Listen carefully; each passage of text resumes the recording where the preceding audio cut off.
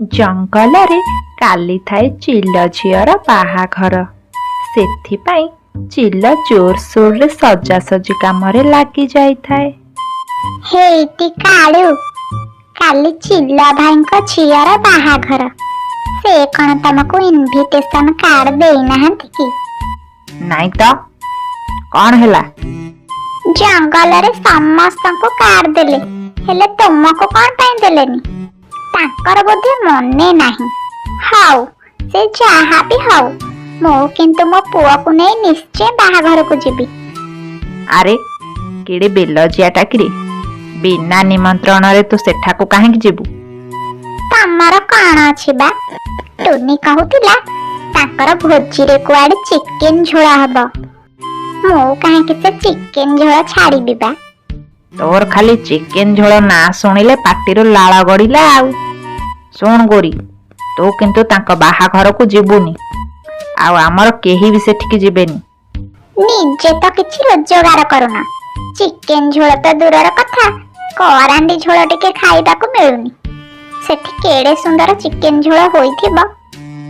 ଜଗୁଟା ମୋର କେତେ ଦିନରୁ ଆଇଁଷ ଖାଇନି। ସେ ଆଇଁଷ ଖାଇବ ବୋଲି କାଲି ଆଇନି କରୁଥିଲା। ତମେ କଣ ଆଣି ଦଉଛ ନା କଣ? ଆମେ ଆମର ନିଜେ ଯିବୁ, ସେଠି ଖାଇକି ଆସିବୁ। ହଉ ହଉ ଯା, ତତେ କେହି ବୁଝେଇ ପାରିବେନି। ତା ପରଦିନ ସକାଳ ହୁଏ।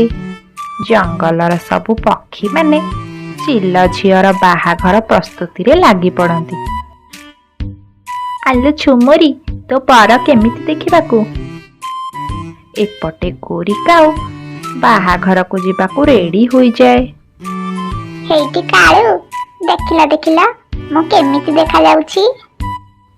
ଗୋରି କାଉ ବଢ଼ିଆ ସେ ମେକଅପ୍ ହୋଇ ଚଙ୍ଗୁକୁ ସାଙ୍ଗରେ ନେଇ ବାହାଘରକୁ ଯାଏ। ଏ ଗୋରି, ତୁ ଆରେ କୁଆଡେ? ତତେ ତ ନିମନ୍ତ୍ରଣ ହୋଇନଥିଲା। ରହ, ଆମେ ଚିଲ ଭାଇଙ୍କୁ ଡାକୁଛୁ। ମଲା, ସେଥିରେ କଣ ଅଛି ବା? ମୁଁ ତ ତାଙ୍କ ପଡୋଶୀ ଲୋକ, ତାଙ୍କର ବୋଧହୁଏ ମନେ ନଥିବ। ତାପରେ ସେମାନେ ସମସ୍ତେ ଚିଲକୁ ଡାକି ଆଣନ୍ତି। ଆରେ ଏ ବଦମାସ ଗୋରି କାଉ, ଯା ଏଠୁ, ମୁଁ ତତେ ନିମନ୍ତ୍ରଣ କରିନି। ତୁ ଏଡ଼େ ବେଲଜିଆ କେମିତି? ହେଲେ ଚିଲ ଭାଇ, ଆମେ ତୁମର କଣ କରିଥିଲୁ? ତୁମେ ଆମକୁ କଣ ପାଇଁ ନିମନ୍ତ୍ରଣ କରିନ? ତୋ ସ୍ୱାମୀ କାଳୁ ମୋଠୁ ପଇସା ଉଧାର ନେଇଥିଲା, ହେଲେ ଆଉ ଯେତେ ମାଗିଲେ ସେ ମୋତେ ଦଉନି। ମୋତେ ଦେଖିଲା ମାନେ ଲୁଚୁଛି। ଚାଲି ଯା ଏଠୁ, ତାକୁ ଏଠିକି ଡାକିକି ଆଣିବୁ। ସେ ମୋ ପଇସା ଦେଲେ ମୋ ଝିଅର ବାହାଘର କାମରେ ଲାଗିବ। ଚିଲ ଏମିତି କହିବାରୁ ଗୋରି କାଉ ସେଠାରୁ ଚାଲି ଆସେ। ବୁଝିଲ କାଳୁ, ସେ ଚିଲ ଭାଇଙ୍କର ତ ସାହସ କମ ନୁହେଁ। ମତେ ସମସ୍ତଙ୍କ ଆଗରେ ଅପମାନ କଲେ। ମୁଁ କିନ୍ତୁ ଏ ଅପମାନର ପ୍ରତିଶୋଧ ନେଇକି ରହିବି। କେଡେ ଆଶାରେ ମୋ ପୁଅର ମୋର ଯାଇଥିଲୁ ଟିକେ ଚିକେନ ଝୋଳ ଖାଇବୁ ବୋଲି, ହେଲେ ସେ ଆମକୁ ସେଠୁ ବିତାଡ଼ିତ କରିଦେଲା। ରହରେ ଚିଲ, ମତେ ତୁ ଚିହ୍ନିନୁ। ଆଜି ଯଦି ତୁ ମତେ ଭୋଜି ଖାଇବାକୁ ଦେଲୁନି, ମୁଁ ବି ଦେଖିବି ତୋ ଭୋଜି ଆଉ କିଏ ଖାଇବ। ଏହା କହି ଗୋରି କାଉ ତା ରୋଷେଇ ଘରକୁ ଯାଏ, ଆଉ ତା ରୋଷେଇ ଘର କାନ୍ଥରୁ ଏକ ଝିଟିପିଟି ମାରି ଆଣି ତଳେ ପକାଏ। ଦେଖ କାଳୁ, ଆଜି ମୁଁ ତା ବାହାଘର କେମିତି ବିଗାଡୁଛି। ଆରେ ଗୋରି, ତମେ ବୁଝୁନ କାହିଁକି? ଚିଲ ଯଦି ଏ କଥା ଜାଣିବ, ଆମ ଦୁଇ ଜଣକୁ ଜୀବନରୁ ମାରିଦବ। ତମେ ଏସବୁ କାମ କରନି।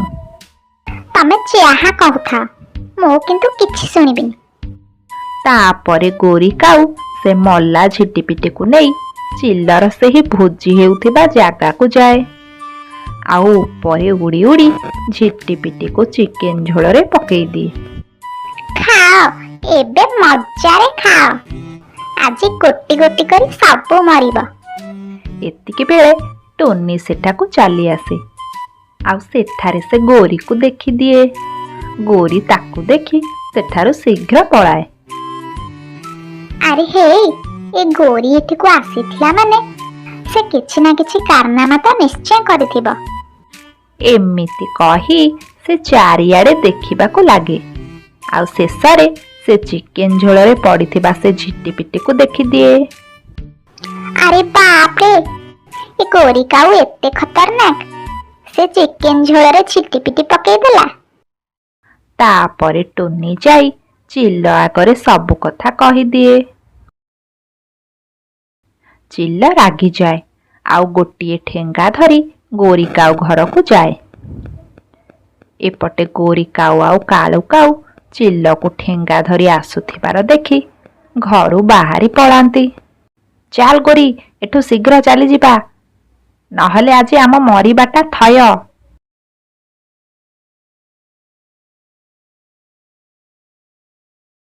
ରହରେ ପୁଅ, ମତେ ଦେଖି ପଳଉଛୁ ନାଇଁ? ଏବେ ମୁଁ ତୋ ଘର ଜାଳିବି, ଦେଖିବି ତୁ କୋଉଠି ରହିବୁ। ତୋ ଘର ଆଉ ଥିବ ନା ତୁ ଆଉ ଫେରିବୁ? ଏହା କହି ଚିଲ କାଳୁ ଘରେ ନିଆଁ ଲଗେଇ ଦିଏ। କାଳୁର ଘର ଜଳି ପୋଡ଼ି ପାଉଁଶ ହୋଇଯାଏ। ବାପା ବାପା, ଦେଖ ଆମ ଘର ଜଳିଗଲା। କାଳୁ, ଆମ ଘର ତ ସେ ଚିଲ ଜଳେଇ ଦେଲା। ଆମେ ଏବେ କୁଆଡେ ଯିବା? ମୁଁ ତ ତତେ ଆଗରୁ କହୁଥିଲି, ହେଲେ ତୁ କ'ଣ ମୋ କଥା ଶୁଣିଲୁ? ତୁ ତ ଖାଲି ଚିକେନ ଝୋଳ ଖାଇବୁ ବୋଲି ମାତିଥିଲୁ। ଏବେ ଯା କୋଉଠି ରହିବୁ। ମୁଁ ନହେଲେ ଯାଉଛି, ଚିଲ ଭାଇଙ୍କୁ କ୍ଷମା ମାଗିବି। ସେ ତ ମୁହଁ ଦେଖି ତତେ କ୍ଷମା କରିଦବ, ଆଉ ଗୋଟେ ନୂଆ ଘର ତତେ ଗିଫ୍ଟରେ ଦେଇଦବ। କହିଲା କ'ଣ ନା କ୍ଷମା ମାଗିବ। ତାହେଲେ ତମେ ଯାଉନ କ୍ଷମା ମାଗିବ? ମୋର କ'ଣ ମୁଣ୍ଡ ଖରାପ ନା ପେଟ ଗରମ? ସହଜେ ତ ତା ପାଖରୁ ଉଦ୍ଧାରେ ଆଣିଛି, ଆଉ ପୁଣି ତା ଉପରେ ତୁ କାରନାମା କରିଛୁ। ସେ ତ ମତେ ଦେଖିଲା ମାନେ ହାଣିଦବ। ଚାଲ ଆମେ ଆଉ କୋଉ ଜଙ୍ଗଲକୁ ଯିବା, ଆଉ ସେଠାରେ କିଛି କାରନାମା ନ କରି ଶାନ୍ତିରେ ଟିକେ ରହିବା।